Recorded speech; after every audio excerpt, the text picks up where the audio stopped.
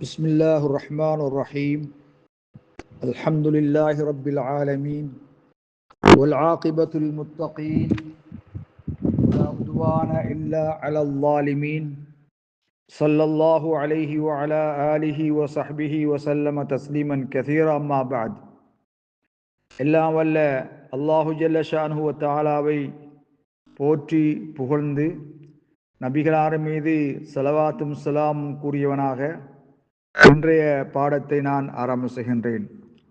கண்ணியத்துக்குரிய சகோதரர்களே, பெரியார்களே, உங்கள் அனைவர் மீதும்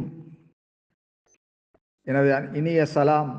அஸ்ஸலாமு அலைக்கும் வரஹ்மத்துல்லாஹி வபரகாத்துஹு. கண்ணியத்துக்குரியவர்களே, இமாம், பள்ளியிலே தொழுவிக்கின்ற இமாம் ரமலான் அல்லாத காலங்களிலே, ரமலான் மாதத்திலே அல் பக்ரா என்ற அத்தியாயத்தை ஆரம்பித்து அன்னாஸ் என்ற அத்தியாயம் வரை தொழுகையிலே ஓதுவது ஜாயிஸாகுமா? ரமலான் காலப்பகுதியிலே அவ்வாறு செய்கின்ற முறையை நாங்கள் பார்த்திருக்கின்றோம். அதுபோல ரமலான் அல்லாத காலங்களில் அல் பக்ரா அத்தியாயத்தை ஆரம்பித்து அன்னாஸ் அத்தியாயம் வரை ஓதுவது ஜாயிஸாகுமா? இலங்கையிலும் கூட முன்னர் ஓதப்பட்ட வரலாறுகள் இருக்கின்றன. இப்பொழுது எனக்கு தெரியவில்லை. ஆனால் 15-20 ஆண்டுகளுக்கு முன்னால்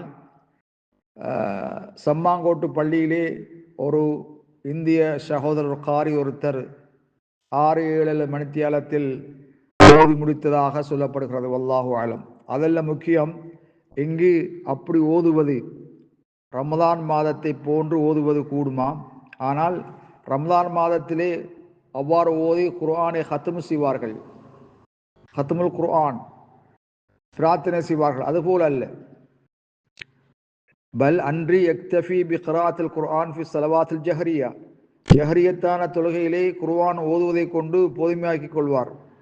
ஃபஹல் ஃபி ஸாலிக ஷை, அவ்வாறு செய்வதிலே ஏதாவது தப்பு தவறுகள் இருக்கின்றனவா என்று கேட்கப்பட்ட கேள்விக்கு சுருக்கமாக ஹாதா லைஸ ஃபீஹி ஷையுன், இதில் எவ்வித தவறும் கிடையாது.